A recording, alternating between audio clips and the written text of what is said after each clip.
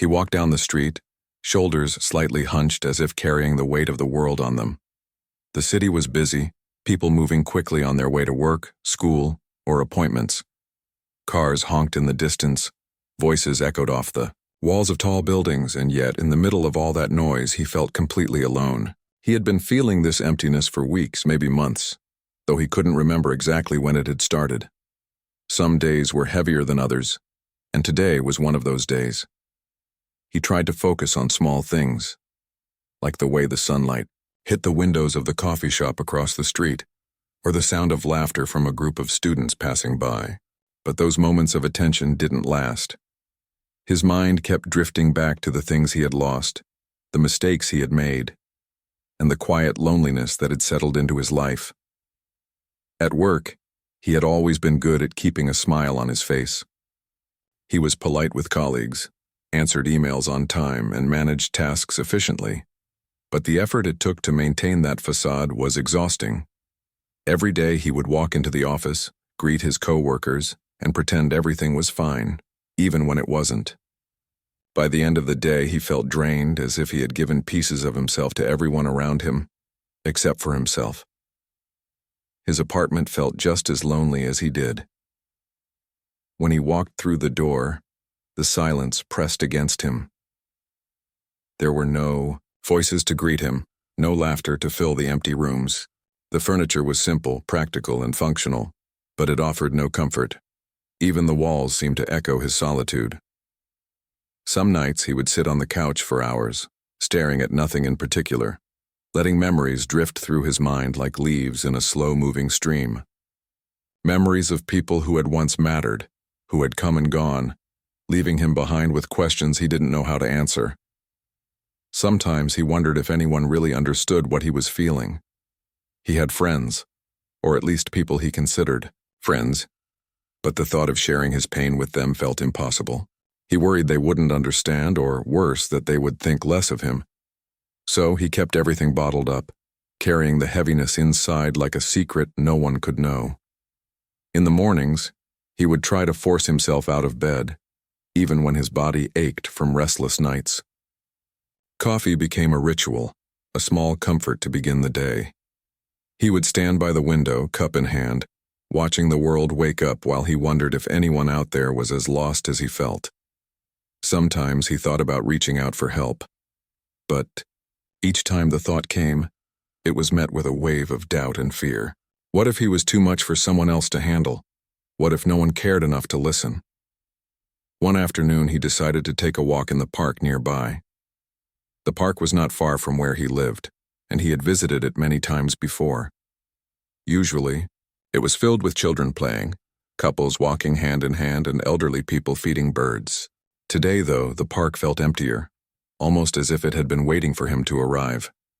He found a bench under a large tree, the leaves rustling gently in the wind, and he sat down.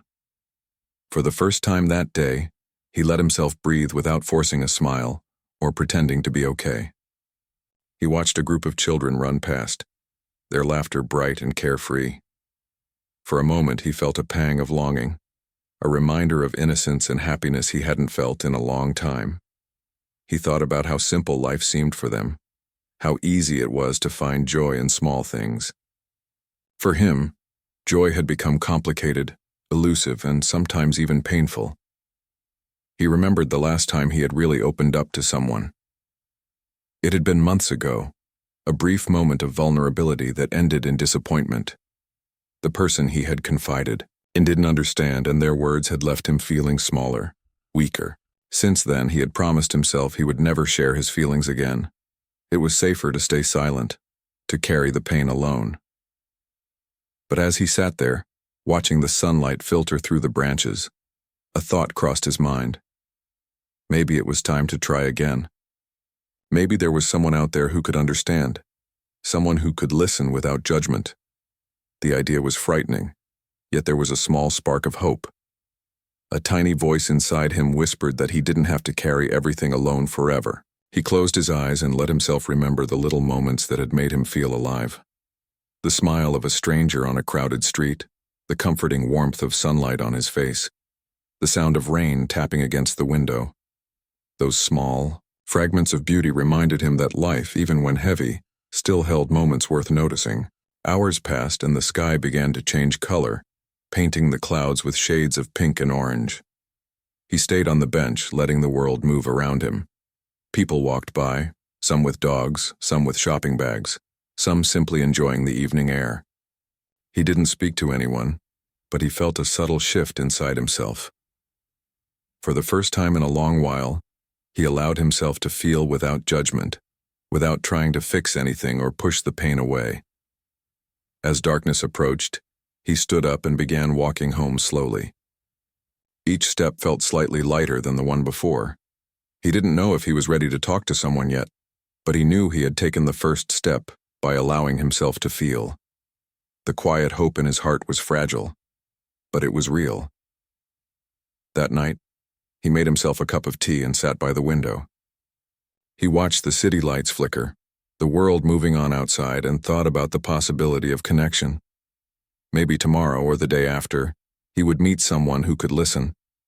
Someone whose words might reach places inside him he didn't even know existed. As he drifted off to sleep, he didn't have answers and he didn't need them yet. He had only begun to open the door, to let a sliver of light in. And for the first time in months, he allowed himself to believe that healing could begin, even in the smallest of ways. The next morning, he woke up feeling the familiar weight in his chest, but there was something different. It was not a big change, not a sudden shift, just a small sense that maybe, today, he could take a step he had avoided for a long time. After the morning routine, he decided to leave the apartment a little earlier than usual. He didn't know why exactly. He just felt the need to be out among people, even if he stayed invisible, blending into the crowd. He walked slowly through the streets, his hands in his pockets, watching the rhythm of the city around him. People rushed past, focused on their own lives, talking on phones, carrying bags, chatting with friends. He often wondered what everyone else was thinking, whether anyone else felt the same quiet heaviness he carried inside. The thought made him feel less alone for a moment, even if it was only fleeting. When he reached the small park near his apartment, he noticed it was a little busier than the day before. Children ran around with bright scarves flying behind them. Dogs tugged at leashes, and the air smelled faintly of fresh bread from a bakery nearby. He found a bench under a wide tree, the one he had sat on the day before, and sat down. He didn't have a plan. He didn't have any expectation. He just wanted to sit and let the world exist around him for a while. Not long after he had settled, he noticed a man sitting on the bench opposite him. The stranger was older, perhaps in his 60s, with hair turning gray at the temples. He held a notebook in his lap and seemed completely absorbed in it, scribbling slowly, almost thoughtfully. There was a calmness in the way he moved, a gentle rhythm in the scratch of his pen against paper. He didn't look like someone who would notice the struggles of a random passerby, yet something about his presence felt comforting. The man watched the stranger for a few moments, not out of curiosity, but because there was a quiet invitation in the way the stranger held himself. He felt a small urge to speak, a tiny flicker of courage that had been dormant for a long time. Usually he wouldn't say anything to anyone, especially someone he didn't know.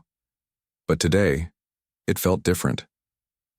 Maybe it was the stillness in the stranger's eyes, or the fact that the park seemed to encourage openness. He cleared his throat quietly and muttered a small greeting. The stranger looked up and a gentle smile spread across his face. It was not forced, not rehearsed, just warm and genuine. "Good morning," the stranger said. His voice was calm and steady, with a tone that seemed to invite conversation without pressure. For a moment he hesitated, unsure if he should continue. But the smile, the way the stranger simply listened with his eyes, gave him a strange sense of safety. He took a deep breath and spoke, starting with something small, almost accidental. "It's nice to sit here. Quiet, I mean." The stranger nodded, closing his notebook. "Yes," he said softly. "Quiet can be healing sometimes, or at least it gives space to think." That small acknowledgement was enough to encourage him. Words he had kept locked inside for months, maybe even years, began to surface. He spoke carefully at first, unsure if he could truly open up. I don't really know how to explain it, but I feel heavy sometimes. All the time, maybe. Like there's something pressing down on me and I can't shake it. The stranger nodded again, leaning back slightly. I understand, he said simply. You don't have to explain everything. Sometimes just saying it out loud is enough. The man blinked, surprised at how accepting the stranger was. He had expected questions or advice he wasn't ready for, or even judgment. But there was none of that. Instead, there was only presence. There was only listening, and somehow that made him feel a little lighter. He took a deep breath and continued, letting the words flow more naturally now. He spoke about the sleepless nights, the constant worry, the loneliness that seemed to follow him everywhere. He spoke about the small, mundane moments that had become unbearable, the way he forced smiles, the way he avoided friends, the way he felt invisible in a world that kept moving without him. The stranger didn't interrupt. He didn't try to fix anything or offer cliches. He just listened, nodding occasionally, making small sounds that said, I hear you, I'm here. And for the first time in a long time, he realized how powerful it was to be truly heard. After a while, the stranger finally spoke. His voice was calm, almost gentle, but it carried a depth that made him pause. Pain has a way of teaching us things we don't always want to learn, but it also shows us where we might find strength we didn't know we had. The man looked at him, a little confused, a little skeptical. Strength? I don't feel strong at all. I feel broken mostly. The stranger smiled softly, not in pity but in understanding. Strength isn't always loud or visible. Sometimes it's in showing up each day, even when you feel broken. Sometimes it's in finding the courage to speak, even to someone you don't know. He felt a lump in his throat. No one had said anything like that to him in years. He had spent so long believing that his pain made him weak, that it made him less than others. But here, in the quiet of the park, a stranger was telling him something different, something that felt true. For a long time, they sat together in silence, the kind of silence that isn't awkward but full of understanding, full of presence. He noticed details he hadn't before. The way the stranger's hands moved as he held the notebook, the gentle rise and fall of his chest as he breathed, the calm steadiness that seemed to anchor the space between them. Eventually, the stranger spoke again. You know, sometimes sharing your pain doesn't fix it immediately. It doesn't erase what's happened or what you felt, but it begins a process. It begins a healing. He nodded slowly, thinking about the truth in those words. It wasn't a promise of instant relief. It wasn't a guarantee that everything would be okay tomorrow, but it was hope. Hope that maybe, by speaking, by sharing, by allowing someone else to see the hurt he had carried for so long, he could start to feel something lighter. He realized he wanted to hear more, to understand more, to take in the wisdom this stranger seemed to offer without force. But he also knew he had to be patient with himself. Healing couldn't be rushed and trust couldn't be demanded. It grew slowly in small moments like this when someone simply listened without judgment. They talked for a while longer. The man shared memories he usually kept buried, times when he had felt abandoned, times when he had felt invisible, times when he had questioned his own worth. And the stranger responded not with advice, but with gentle reflections, asking questions that made him think, that made him see his experiences from a different angle. You've endured a lot, the stranger said quietly, but enduring doesn't mean you're broken. It means you're still here. And being here, that's something worth noticing. The words touched him deeply. He had been carrying the belief that pain made him lesser, that it made him unworthy of attention or care. And yet this stranger, a person he had never met before, was telling him the opposite, that his survival, his presence mattered. Before long, the afternoon sun began to dip lower in the sky, casting long shadows across the park. The man realized he had spent hours talking to someone he barely knew, yet he felt as though he had been speaking to an old friend who understood him completely. When it was time to leave, he stood up slowly, feeling the subtle lightness in his chest. It wasn't a miracle cure. It wasn't an erasure of the pain he carried. But it was something far more important. It was a connection, a reminder that he didn't have to face everything alone. He turned to the stranger and offered a small smile, the first one in weeks that felt genuine. Thank you, he said simply. For listening, the stranger smiled back. Anytime, he replied. Sometimes that's all we can do for each other. Just listen. Just be present. As he walked home, the man reflected on the encounter. It felt strange, almost unreal, that a simple conversation with a stranger could leave such an impression. Yet it had. It had reminded him that sharing didn't always have to be scary, that vulnerability could be a doorway, not a trap. That evening, he sat by his window again, thinking about the stranger's words. He didn't know if he would see him again, but that didn't matter. What mattered was the understanding, the gentle reminder that pain could be acknowledged without shame, that his presence mattered, that healing could begin in small, unexpected ways. He went to bed that night with a quieter heart. The heaviness hadn't disappeared completely, but it had shifted. It no longer pressed him down with the same relentless weight. For the first time in a long while, he allowed himself to imagine a future where he could speak, where he could be heard, where he might even begin to feel whole again. And somewhere deep inside, a small hope had taken root, a hope that maybe the next step wasn't as lonely as it had once seemed. The next few days passed with a strange mix of normal routine and quiet reflection. He went to work, walked the streets, made his coffee in the mornings, and completed the tasks he had done 1,000 times before. Yet something had shifted inside him, subtle but undeniable. The conversation in the park kept returning to his mind. Not the words themselves, exactly, but the way the stranger had listened, the way he had made him feel seen. He found himself replaying parts of it. The calm way the stranger had said that pain didn't make him weak. The gentle reminders that surviving was strength enough. It felt strange to think about being strong while feeling so fragile. But somehow it made sense. The idea stayed with him, planting itself in the corners of his mind where hope had long been absent. That evening he decided to go back to the park. It wasn't just to see the stranger again. It was to sit in that quiet space and let the feelings that had surfaced settle in. When he arrived, the park was busier than usual. Children ran around with shouts of excitement. Couples walked hand in hand and people jogged past, headphones on. He found his usual bench under the wide tree and sat down, taking a deep breath as he let the sounds of life wash over him. He didn't have to wait long before the stranger appeared. He walked slowly, carrying his notebook and pen, and when he saw him, he smiled and nodded. "Back again," he said softly, as if expecting him. He returned the smile, feeling a little lighter than before. "I wanted to think. Just sit and think." The stranger nodded and settled on the bench across from him. "Thinking can be good," he said. "It helps us notice things we often overlook."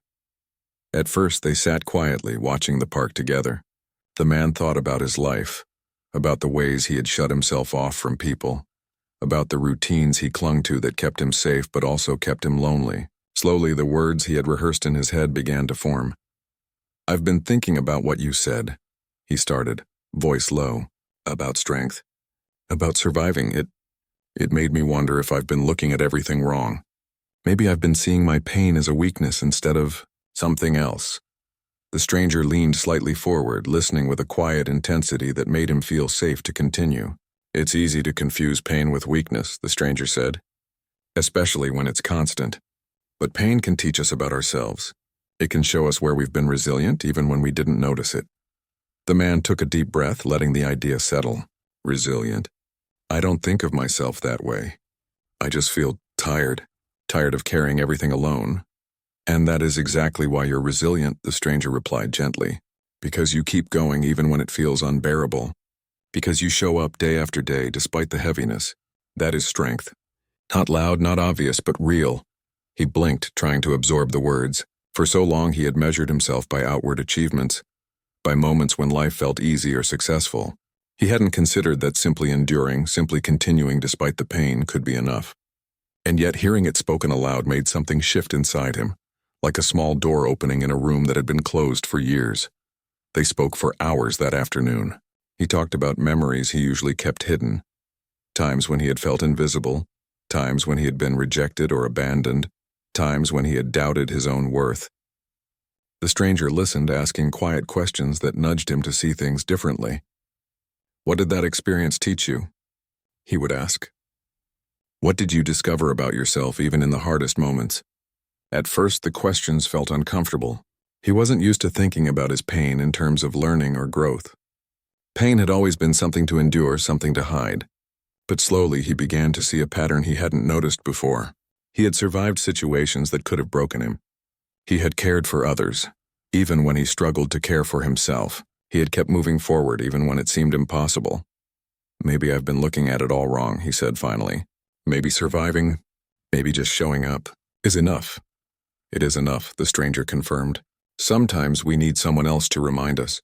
Sometimes we need to hear it from a voice outside ourselves to believe it." The man felt a small warmth in his chest. It wasn't a sudden healing, not a miracle, but it was a start. The weight inside him was still there, but it had shifted slightly, moved from a crushing pressure to something he could carry with a little more ease. As the sun began to dip toward the horizon, painting the sky in shades of orange and pink, he realized how rare this moment was. He had met this stranger by chance, yet the words he had heard and the way he had been listened to were changing him. Slowly but surely, it was as if the conversation had unlocked a part of himself that he had forgotten existed, a part that could feel, that could hope, that could trust again. The stranger spoke again, quietly, almost as if to himself but with intention. "Pain can be a teacher, but it doesn't have to define us. It can guide us toward understanding, toward empathy, toward something we might not have discovered otherwise." He nodded, taking in the words. He thought about the times he had judged himself harshly, compared himself to others, and felt unworthy. And he realized that those thoughts didn't have to control him anymore. He could let them exist without letting them dictate his life. Over the next few hours, they continued to talk. He shared fears he had never voiced, worries about the future, regrets from the past. The stranger never interrupted, never offered easy solutions.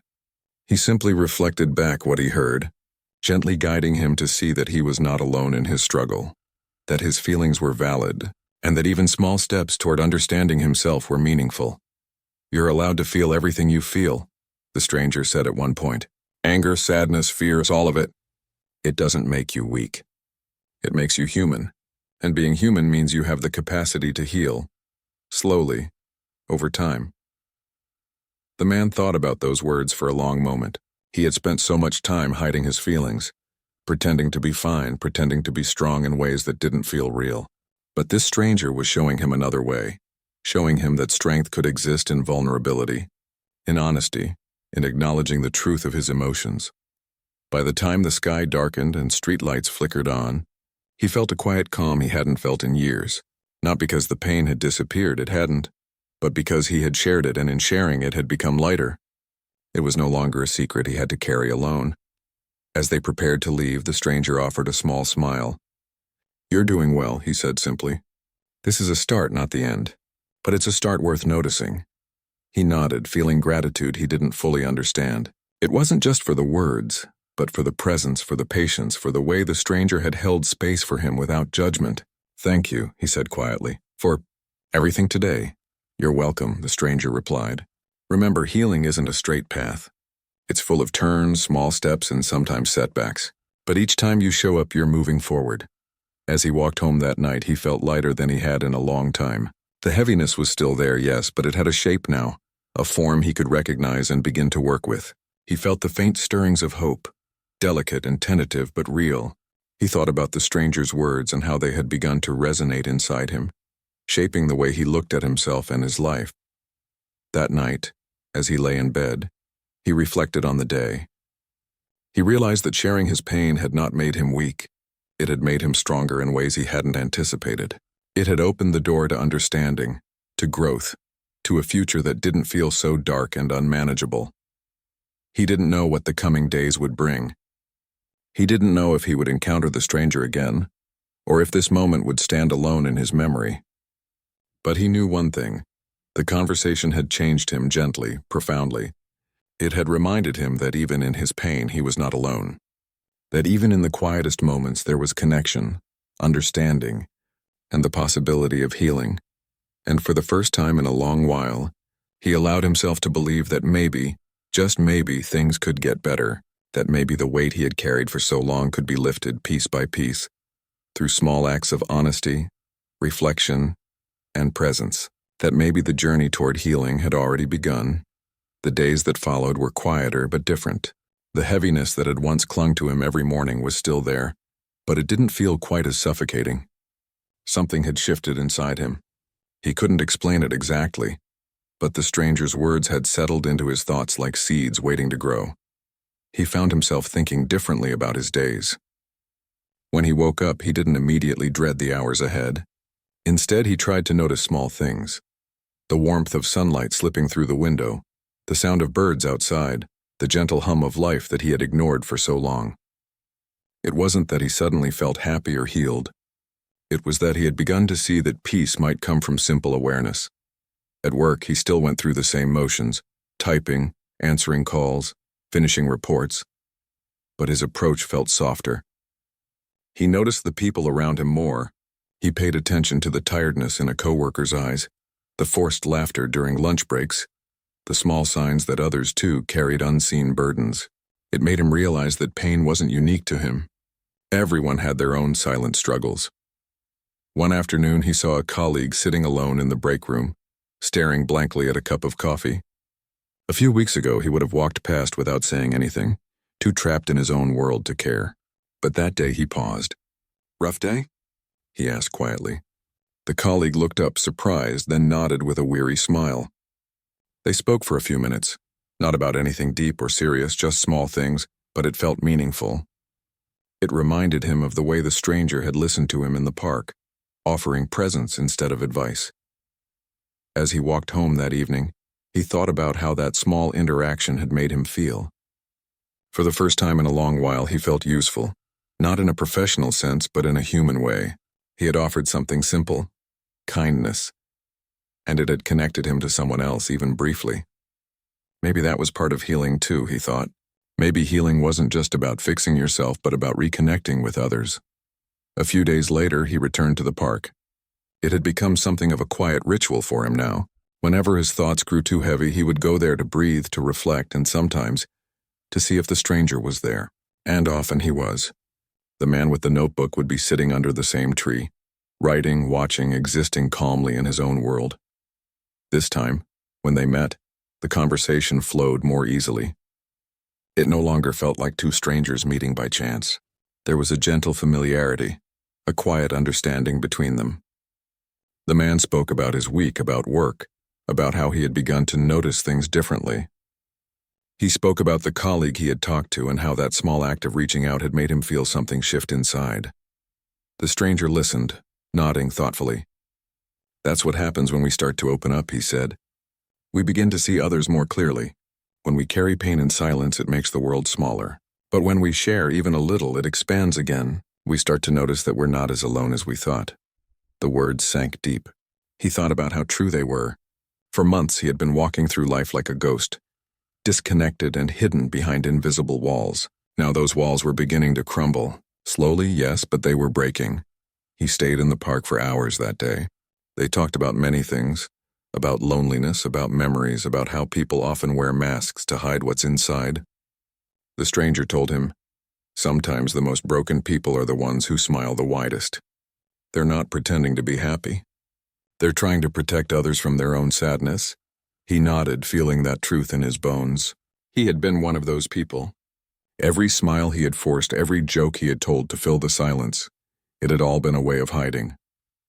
But now he was beginning to understand that he didn't need to hide anymore. The next morning, something unusual happened.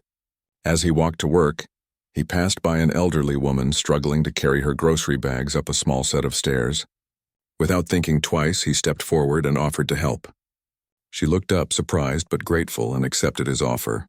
When they reached her door, she smiled and said, "Thank you, dear. It's rare to find someone kind these days." Her words stayed with him long after he left. It wasn't a grand act, but it meant something. He realized that kindness, even in its simplest form, had the power to heal. Not just others, but himself too. That evening, he went for a walk without any particular destination. The city lights flickered in the distance, and the air was cool against his face. He thought about the stranger again and how a single conversation had slowly started to reshape his world. He wondered what had brought that man to the park, what stories he carried behind his calm expression. Everyone had a story, he thought. Everyone had pain, but not everyone was brave enough to share it. When he reached the park that night, it was almost empty. The benches were wet from an earlier rain, and the air smelled fresh and clean. He found the stranger sitting under the same tree, notebook resting on his knee. You always find your way here, the stranger said with a small smile. I guess I do, he replied, sitting down. It feels peaceful here. I think I come back because I can actually hear myself think. The stranger nodded. Sometimes silence is where we find our answers. They sat together for a while, saying little. The sound of crickets filled the air and the soft rustle of leaves surrounded them. Then slowly the man began to talk again, this time about his past. Not all of it, just small pieces. He spoke about a friendship that had ended without closure, about opportunities he had lost, about the loneliness that had followed him for years. He didn't cry, but his voice trembled and his hands fidgeted as he spoke. The stranger listened as he always did, quietly, without interruption. When he finished, there was a long pause before the stranger finally said, "You've been holding all that for a long time." "I have," the man whispered, "and I didn't even realize how heavy it was until now." "That's the thing about pain," the stranger said. "It becomes part of us when we don't let it move. But when we share it, when we speak it out loud, it starts to shift. It starts to flow again. That's how we begin to heal." The man nodded slowly. It made sense. The more he talked, the lighter he felt.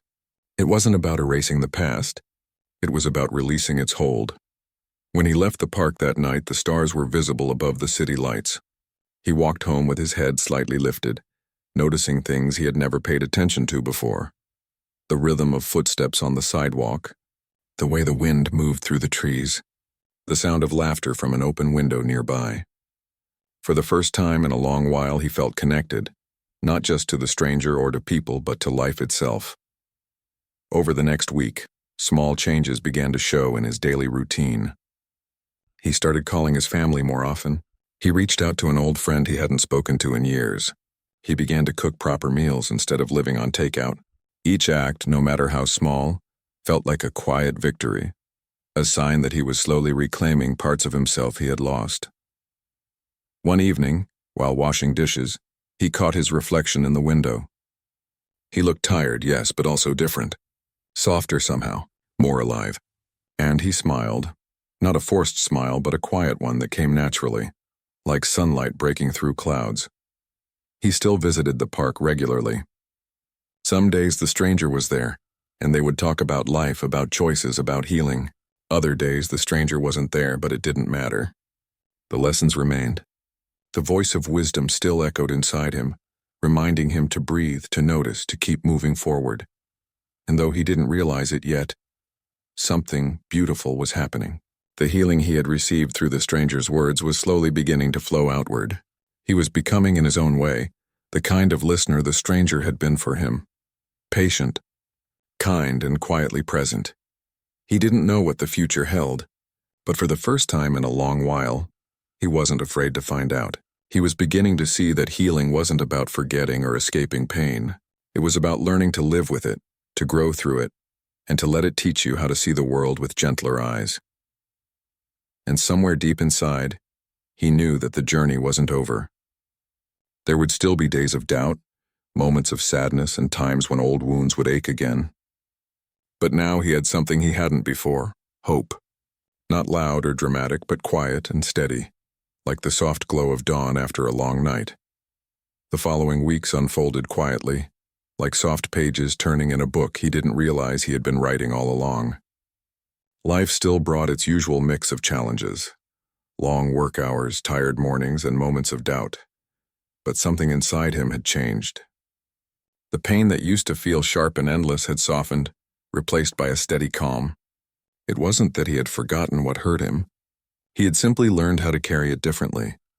He still went to the park often. It had become more than a place. It felt like a reminder of where his healing began. Some days he found the stranger sitting in his usual spot, reading or writing quietly. Other days the bench was empty, but it no longer made him sad.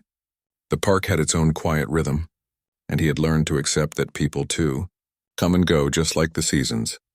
One late afternoon, the sky was painted with soft shades of gold and orange when he saw the stranger again. He was leaning back, watching a few children play nearby. The man smiled and walked over. "You're here early today," he said. The stranger nodded, closing his notebook. "I like this time of day. Everything slows down. The world feels peaceful, even if just for a few minutes." They sat together without rushing into conversation. The silence between them was comfortable now. Not the heavy kind that used to fill his lonely days, but the kind that felt alive, like the quiet after a meaningful song. After a while, he spoke. "I've been thinking a lot lately," he said softly, "about how much has changed since the day we met. I don't think I realized how far I had drifted from myself back then." The stranger turned to him and smiled gently. "That's what pain does sometimes. It hides the parts of us that are still alive. But you found your way back." He nodded slowly, feeling a lump form in his throat. "I think I have. It's strange. I used to wake up feeling empty.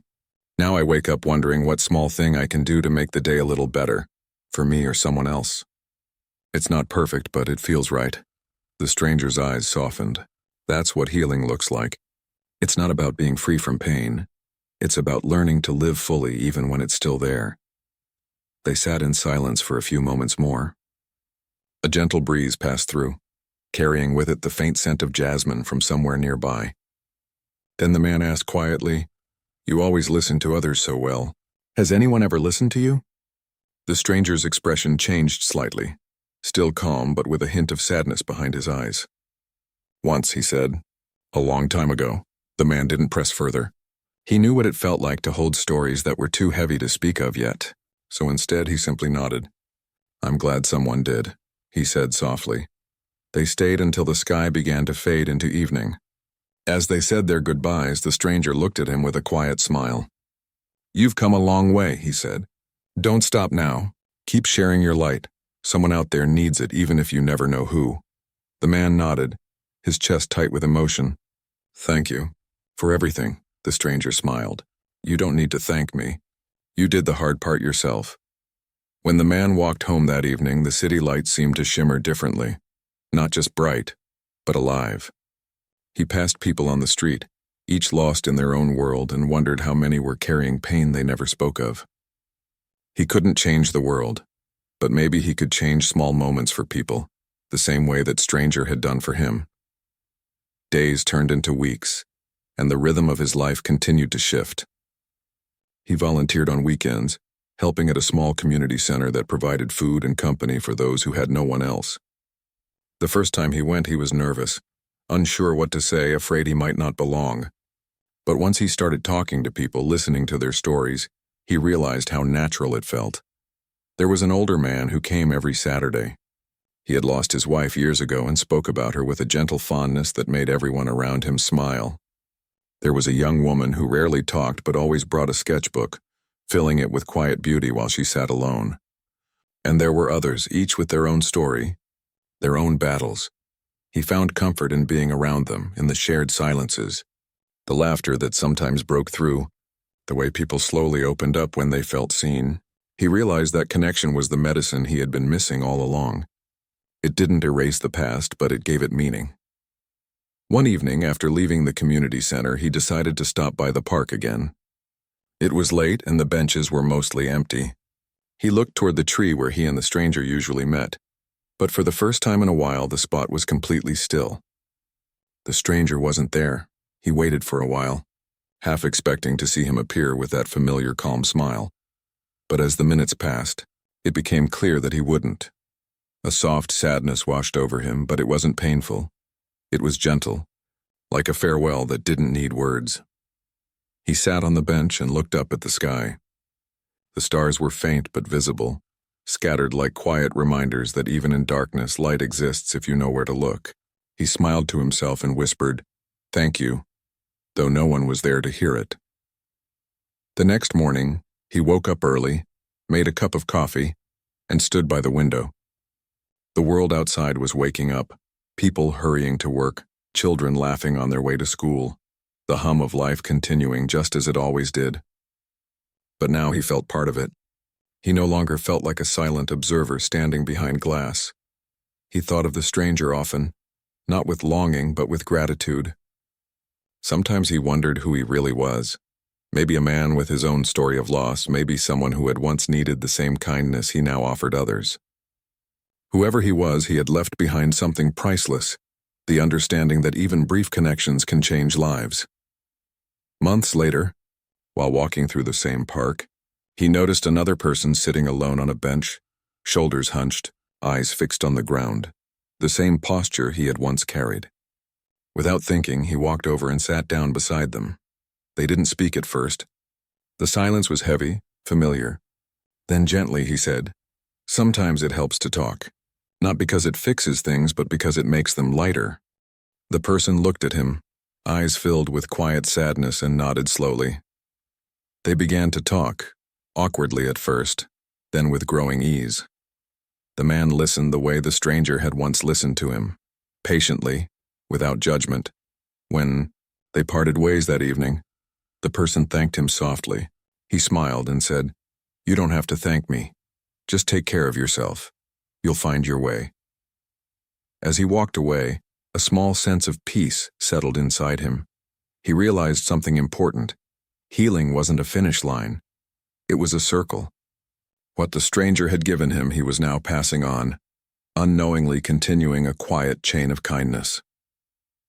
Over time, he began to write down his thoughts, not as stories, but as reflections.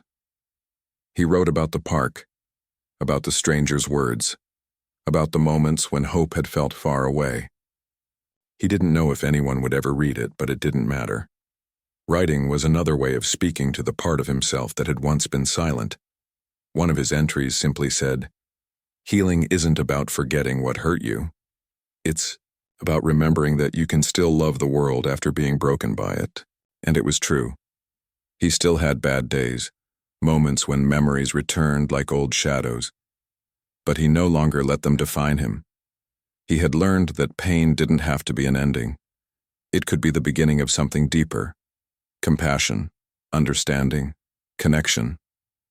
The park remained a part of his life, a quiet sanctuary where everything had begun. And though he never saw the stranger again, he often imagined him somewhere else, sitting on another bench, helping someone else find their way through their darkness. One evening, as the sun set behind the trees, painting the sky in soft orange light, he smiled to himself and whispered, "Maybe that's how healing really works. One person at a time, one heart at a time."